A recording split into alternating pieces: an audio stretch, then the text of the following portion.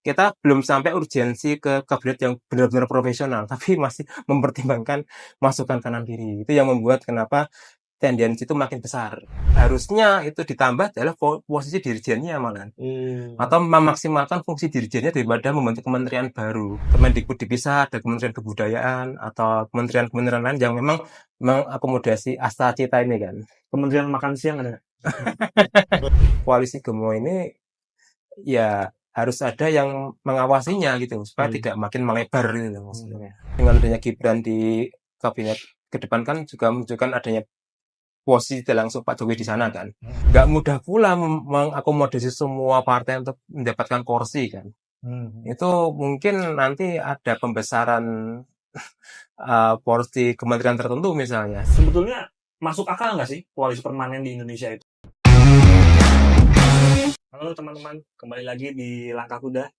Nah, hari ini kita nggak ngobrolin lagi politik lokal Jogja, Mas ya. Kemarin kita 2 episode ngobrolin soal pilkada, Pilkada Pilwalkot Kota lah ya. Jogja. Terus sampah. Sekarang kita balik lagi ke politik nasional. Oke. Kebetulan hari ini kita punya narasumber yang lagi datang nih ke kantor Mojok ya. Kita ajak sekalian untuk Ada Mas Wasisto Raharjojati dari Politik BRIN. Halo Mas Wasis. Halo Mas Iwan. Selamat datang di Jogja. Selamat datang, rumahnya aslinya Jogja. Ini lagi bertugas ke Jogja. Nah, kebetulan kontak-kontakan ya kita ngobrol break. Hari ini kita mau ngomongin soal kabinet Prabowo, Mas Wasis. Kita tahu kan isu-isunya udah mulai banyak mengudara nih soal posisi berapa sih kabinet di Prabowo ini? Nah, apakah 40, 41 atau berapa? Yang jelas isu pertambahan kementerian ini semakin kencang wacananya. Nah, ini saya mau tanyakan langsung ke Mas Wasis.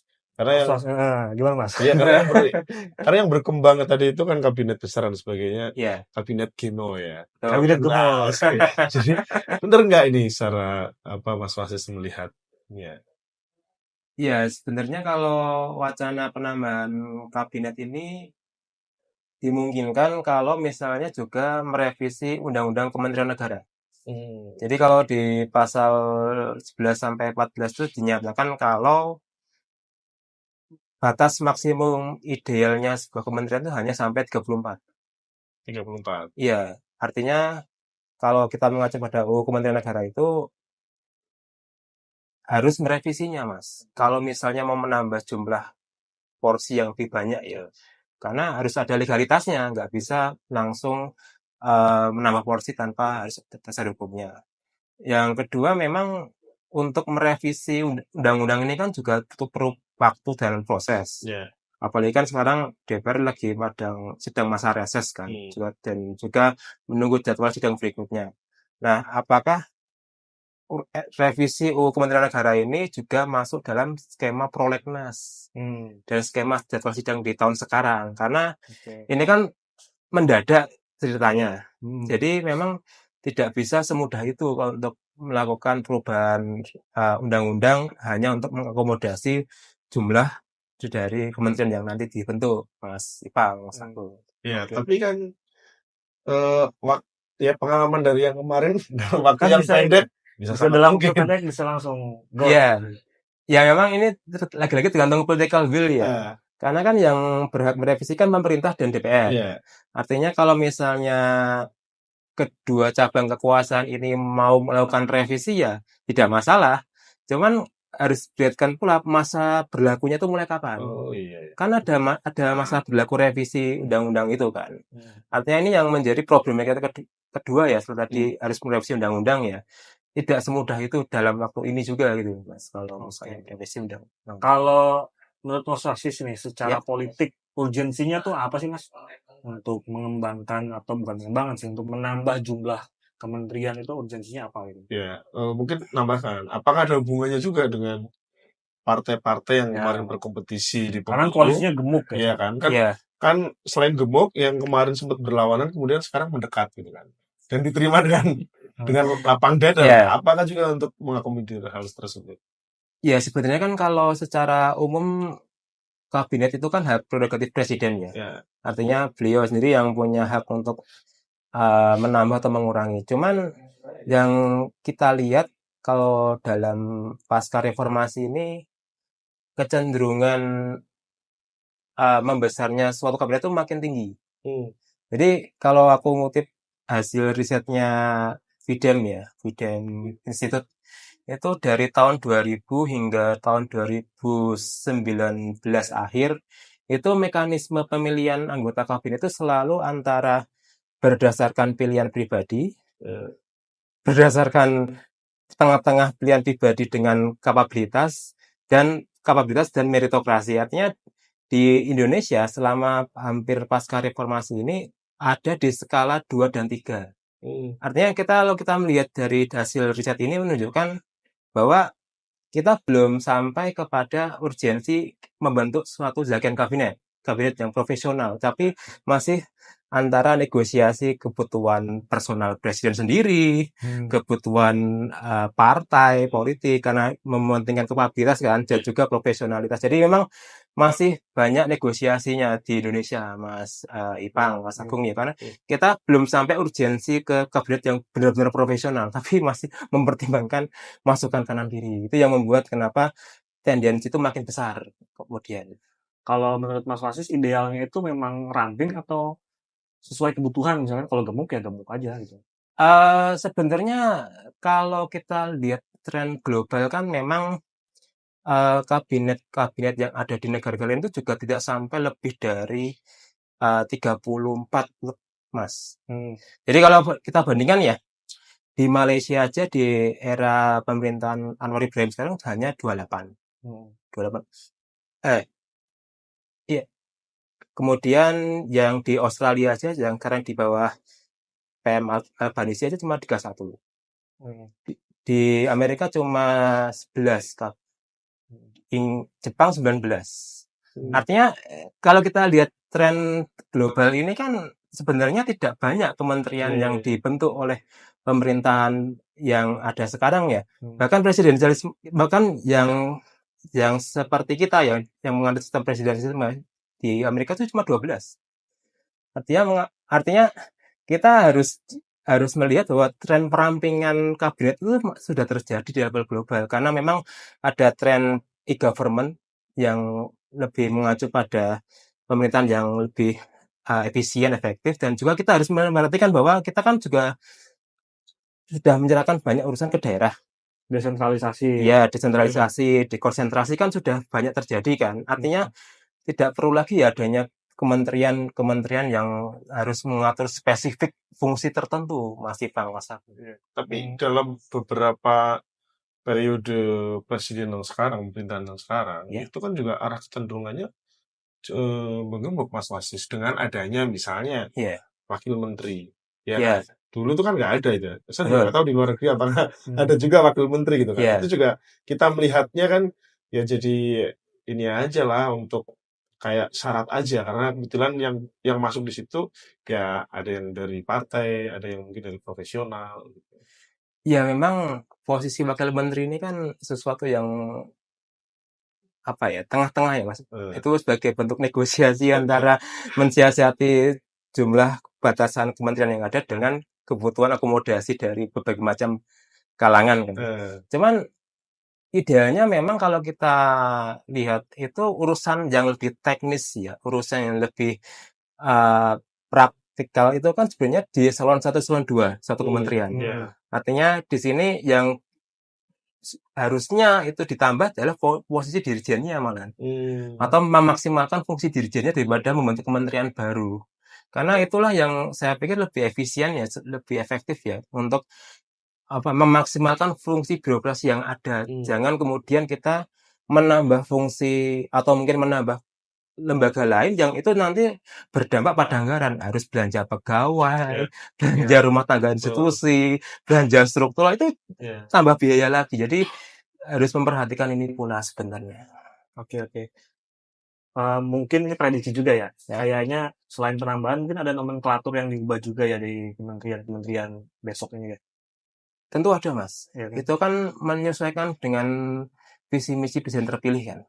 Artinya nanti ada Kementerian Pendapatan Negara mungkin ada Badan Pendapatan Negara mungkin, ada Kemendikbud dipisah, ada Kementerian Kebudayaan atau kementerian-kementerian lain yang memang mengakomodasi asta cita ini kan. Kementerian makan siang ada nggak?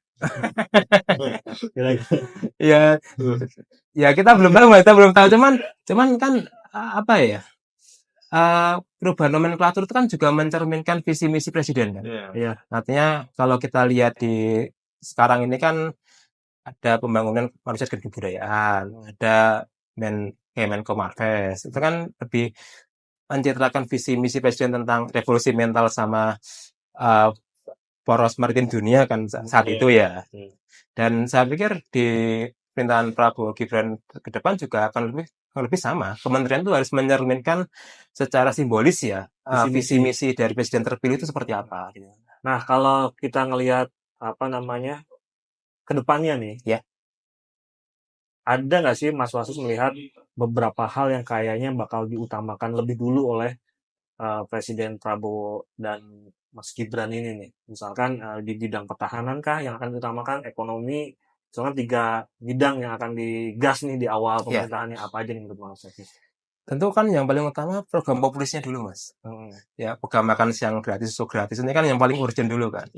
Karena ini kan yang paling mengena di publik kan sebenarnya. Sangat ini ya, sangat mengena banget. Terdoktrin gitu ya. Iya. Terdoktrin, maksudnya menempel banget. Betul. Gitu loh. Spanduknya sampai di desa-desa, Mas. Bahkan orang-orang di desa tuh sampai hafal milih paslon nomor 2 karena susu gratis. Misalnya seperti itu. Jadi memang ini yang akan dijawab ya, yang mungkin pertama kali dilakukan ya, supaya tidak menimbulkan kecewaan kan. Artinya yang program-program populis seperti ini harus dikedepankan dulu. Yang langsung ke level mikronya itu yang saya pikir akan diutamakan dulu ya. Baru kemudian yang porsi lain, misalnya Kementerian Pertahanan atau mungkin startup yang sempat menggaung kan. Jadi itu dulu Mas sebenarnya kalau saya baca ya, karena memang orang-orang di daerah ya, di level desa itu terdoktrinnya itu makan siang gratis, susu gratis. Jadi itu yang memantik sebenarnya. Kalau menurut Mas Wasis nih, ini kan Prabowo lagi banyak merangkul partai-partai ya, yang berlawanan terutama. PKB, terus Nasdem, PKS, gitu kan. Nah, kemungkinannya timbul oposisi di pemerintahan ke depan tuh seperti apa? Kita kan nggak tahu nih PDIP ini sekarang posisinya seperti apa sih gitu loh. Iya, kalau kita kemarin lihat masuknya atau mungkin potensi masuknya Nasdem secara resmi masuk ke Koalisi Indonesia Maju kan merubah struktur koalisi oposisi ya Mas. Itu perakhirannya sekarang koalisi pemerintahan yang ada 70%. 70% mendukung pemerintahan sekarang di DPR. Nah, hanya menyisakan 30% itu antara PDIP dengan PKS. Karena kan PDIP kan menang pemilu kan. Kan 110 kursi. PKS saya lupa berapa kursi ya. Tapi itu membentuk 30% suara yang belum bergabung ke pemerintahan. Artinya kalau kita lihat komposisi 70-30 ini memang kalau dilihat itu memang ideal ya. Ideal untuk mengontrol pemerintahan. Artinya tidak semuanya itu harus bisa dirangkul atau dirapatkan gitu. Artinya berbeda pilihan politik dengan berada di luar itu juga harus dihormati ya. Cuman kan masalahnya di Indonesia itu kan istilah oposisi koalisi kan kadang masih tabu dibicarakan ya. Karena kan kita tidak terbiasa dengan budaya dialektika kan. Artinya perbedaan itu sesuatu yang harus dirapatkan.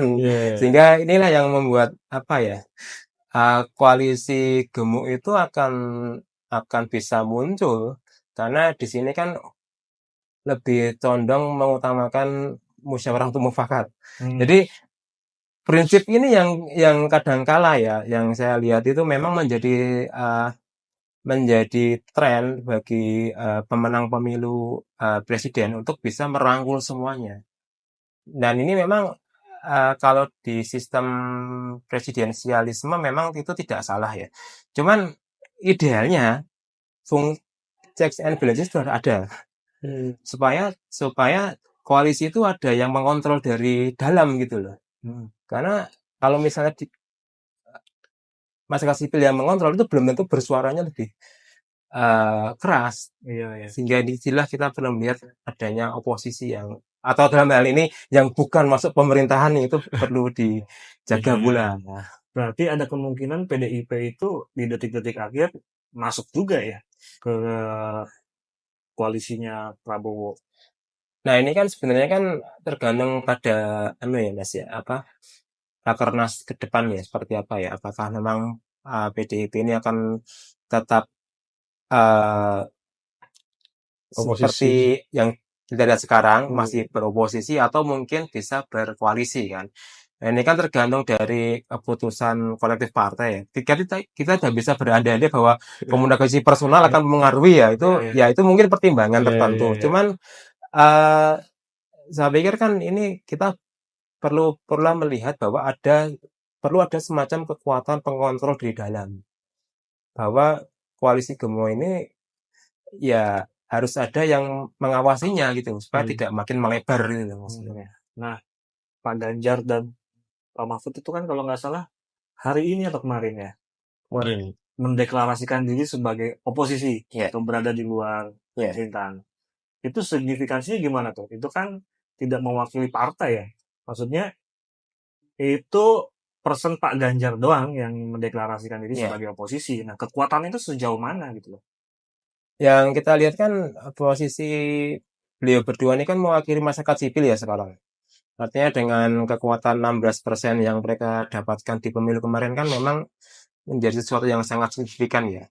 Cuman yang menjadi masalah apakah 16% ini akan tetap ajak sampai akhir gitu loh. Karena mesti ada yang berpindah haluan atau mungkin masih di posisi yang sama. Jadi memang mungkin itu sikap personal ya. Cuman untuk menjaga yang 16% pendukung Pak Ganjar di pemilu lalu, apakah memang bisa satu suara hingga nanti 2029 atau mungkin bisa berbelok? Itu kan ini yang masih kita lihat dinamikanya masih berkembang, Mas. Ya, dan kalau kita lihat dari presiden terpilih lah, itu kan seperti ingin menciptakan oposisinya itu kalau bisa sedikit mungkin. Bahkan kemudian membuat menawarkan ya presidensial club ya kalau nggak salah, yang mengajak mantan-mantan presiden untuk kayak semacam jadi penasehat lah. Kalau Mas Fasis melihat gimana itu? Supaya ya seperti itu ya presidensial club ya kalau nggak salah ya. Ya, kalau presidensial club ini kan sebenarnya berupaya untuk meniru modelnya Amerika Serikat ya Mas. Jadi kalau kita lihat dulu kan para founding father-nya AS kan juga sebenarnya terbentuk dari ikatan kolegialitas kan. Misalnya dari eranya George Washington hingga John Adams, kemudian hingga Lincoln itu kan sebenarnya ikatan pertemanan sebenarnya. Artinya di sini kalau kita lihat dari era Amerika Serikat dulu hingga sekarang, yang dimana kita lihat eranya itu hubungan antara Obama dengan Bush senior, Jimmy Carter, Clinton masih terjaga, dan hingga sekarang Biden masih komunikasi dengan Obama, dengan Clinton, dengan Bush junior, Bush senior. Itu kan menunjukkan bahwa ada ikatan kolegialitas yang itu dibangun antar mantan presiden, yang mana mereka sudah tidak lagi terlepas dari ikatan partisan atau ikatan ideologi yang menjadi identitas mereka dahulu. Tidak ada lagi istilah Republikan, Demokrat. Nah, di Indonesia kan yang kita tahu SBY masih nggak mungkin ya berbaju Demokrat, Bu Mega masih PDIP, sehingga kalaupun itu diwujudkan, tentu konflik kepentingan partai mungkin terbawa. Karena ini suka nggak suka bakal terbawa kemudian. Karena memang kalau di konsepnya Amerika Serikat kan presidensial club itu lebih pada klub negarawan kan. Jadi mereka yang sudah benar-benar selesai dengan ambisi politiknya gitu, Eh. sudah katam lah. Iya. Jadi mereka benar-benar berbakti pada nusa dan bangsa lah aja. Nah ini kan di Indonesia kan para mantan presiden yang kita lihat sekarang ya minimal Pak SBY dan Bu Mega kan masih aktif berpolitik, bahkan masih di partai kan. Kita nggak tahu Pak Jokowi akan seperti itu atau enggak ya. Tapi ini yang menjadi tantangan Mas Agung, Mas Ipang ya. Kalau di AS itu semua sudah lepas itu dari semua, lebih pada komunikasi informal, komunikasi untuk menjembatani legasi presiden terdahulu dengan yang incumbent. Di kita itu memang kalau saya lihat Presidential Club kan adalah menjembatani komunikasi yang beku kan. Iya. Yang kita tahu dari Megawati ke SBY kan selama 10 tahun seperti itu. Dan sekarang kita juga lihat kan, tambah lagi kan yang sekarang ini komunikasi Pak Jokowi dan Bu Mega kan masih belum terbangun lagi kan. Artinya memang tujuannya ke sana. Cuman kan kita belum tahu ya bagaimana mediasinya seperti apa. Ini proses yang panjang sebenarnya menjembatani mantan presiden seperti ini, Mas. Beda berarti ya. Kalau di sini masih ada unsur-unsur ambisi politiknya soalnya mantan presiden. Kita masih ada apalagi masih ada embel-embelnya belakangnya. Pak Jokowi gitu kan. Iya. Kan masih tetap ada ambisi politiknya bagaimanapun kan. Bagaimanapun ambisi termasuk misalkan nih bagaimana peran Pak Jokowi terhadap pembentukan kabinet besok. Nah, itu gimana kira-kira? Kan dalam tanda kutip Pak Jokowi juga punya peran dalam memenangkan Prabowo gitu loh. Ya tentu ini kan kalau kita lihat memang suka nggak suka dengan adanya Gibran di kabinet ke depan kan juga menunjukkan adanya posisi langsung Pak Jokowi di sana kan. Beberapa analis kan bilang ini seperti halnya model Singapura ya. Apakah menjadi semacam mentor atau menjadi semacam penasihat atau apa. Nah kita masih menunggu nih sebenarnya nanti seperti apa. Cuman tentu kabinet yang ke depan itu kan secara formal adalah haknya Pak Prabowo ya. Cuman kita mesti paham juga ya bahwa memang di sini kan selalu ada di balik layar kan. Dan inilah yang perlu kita lihat proses black box-nya itu ada Pak Jokowi atau enggak gitu loh. Karena proses balik layarnya yang kadang itu menentukan daripada proses formal di depan, Mas. Ya, betul. Kalau dalam politik black box-nya yang menentukan ya. Sangat untuk lobby-lobbynya itu ya. Lobby-lobby itu. Jadi kan output, input, black box-nya itu yang kita nggak tahu orang luar itu. Artinya ada kemungkinan, bukan ada kemungkinan, pasti kan Pak Jokowi punya kepentingan juga di kabinet yang akan datang kan. Ya, cawe-cawe lah. Nah, nah itu yang menjadi ganjalan Presidential Club itu akan terwujud atau enggak, Mas? Karena masih ada ambisi politiknya yang masih mau dirawat gitu loh, Mas. Ya, apalagi dengan adanya proyek IKN 2045, termasuk juga dengan wacana ini, Mas Wasis, koalisi permanen. Nah, kan ada wacana bahwa koalisinya akan dipermanenkan hingga kalau nggak salah 2045 ya. Nah itu sebetulnya masuk akal nggak sih koalisi permanen di Indonesia itu kayak misalkan di Malaysia kayaknya kayak gitu juga ya. Di Malaysia ada namanya Barisan Nasional yang itu ada UMNO, ada Partai Tionghoa Malaysia, Partai India Malaysia, dan partai-partai kecil lah. Barisan Nasional itu sejak era kemerdekaan hingga kemarin dikalahkan sama koalisinya Anwar Ibrahim itu berkuasa, Mas. Dan memang ini kan koalisi sangat plural ya, Barisan Nasional ini ya. Nah, cuman masalahnya adalah di Malaysia kan memang ikatan primordialisme kan dijadikan alat politik, Mas. Di Indonesia itu kan ya primordialisme masih ada, cuman kan tidak sekencang Malaysia gitu loh, yang dia berbasiskan etnis itu loh. Ada Melayu, ada India, ada Tionghoa yang memang mereka terlembagakan secara politik ya. Di Indonesia kan tidak seperti itu loh modelnya. Kalau membentuk koalisi permanen seperti itu memang landasannya apa gitu loh, Mas? Karena kalau kita kembali ke era demokrasi liberal ya, nggak ada tuh koalisi yang sampai permanen sampai ujung 5 tahun itu belum ada sama sekali. Mesti pecah. Ya, politik ada yang abadi. jadi itu Mas. Jadi kalaupun itu terlambagakan paling hanya berbentuk kartel ya. Kartel politik seperti halnya dulu di era SBY ya. Ada namanya sekretariat gabungan kan, Setgab. Cuman kan juga pecah di akhir kan, dengan keluarnya PKS, keluarnya ini. Betul. Jadi memang nggak mudah mas untuk membentuk koalisi permanen. Apalagi kalau kita lihat di Indonesia itu kan tidak ada landasan ideologi yang mengikat itu. Nah, partainya itu belum ada yang punya ideologi yang kuat gitu ya. Iya. Dan itu satu. Yang kedua kan kita tidak punya semacam partai yang menjadi patron gitu loh. Kalau di Australia kan ada partai liberal ya, yang itu menjadi patron partai nasional, partai ini, partai itu. Lawannya partai buruh, patron juga. Jadi idealnya memang kalau koalisi permanen itu harus menghasilkan partai yang semakin mengkerucut. Nah itu partai yang sistem 2 partai atau 3 partai. Jadi ya mungkin balik ke era Orde Baru ya ada 2 partai atau golongan karya misalnya. Itu koalisi permanen itu malah. Digabungin ya. Ya PDIP kan dulu PDI kan dulu juga gabungan dari beberapa macam partai kan. P3 juga sama kan, NU, Parmusi, Masyumi.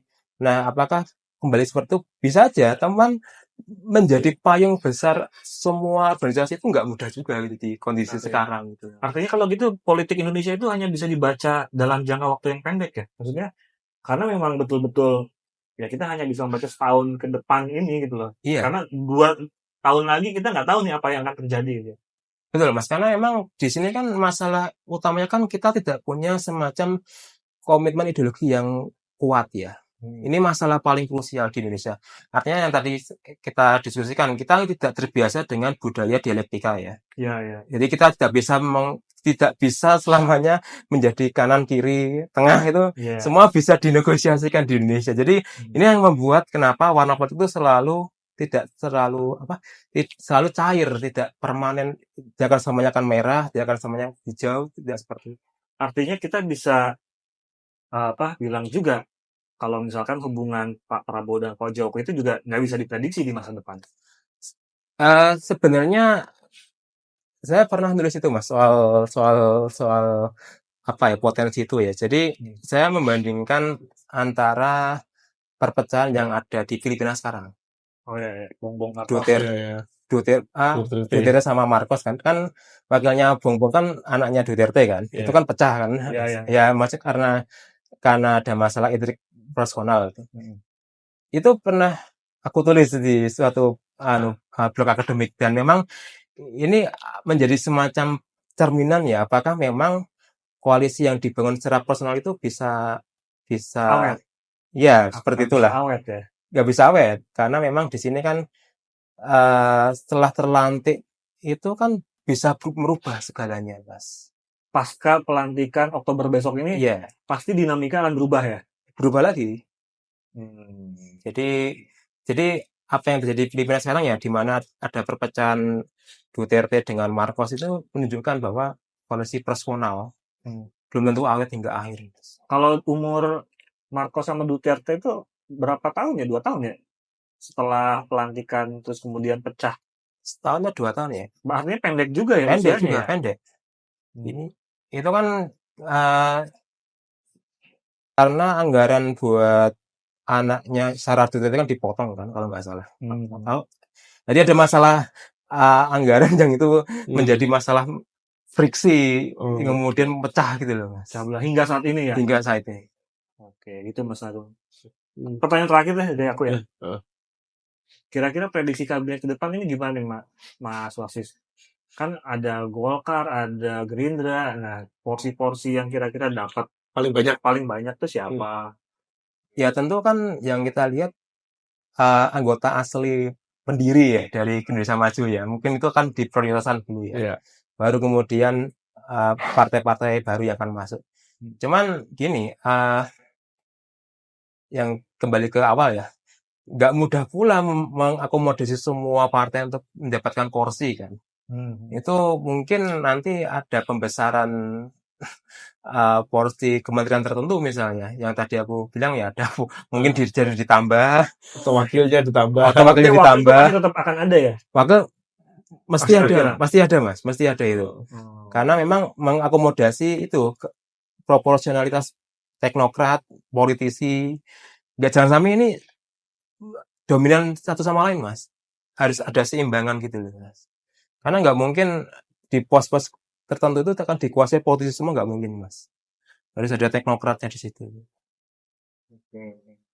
Masya Allah, ada pertanyaan tambah? Cukup. Cukup ya? Iya. Oke, Mas Wasis, terima kasih banyak Mas ya. Sama-sama Mas Agung, Mas Ipang. Teman-teman, kita ketemu lagi di episode Langkah Kuda berikutnya.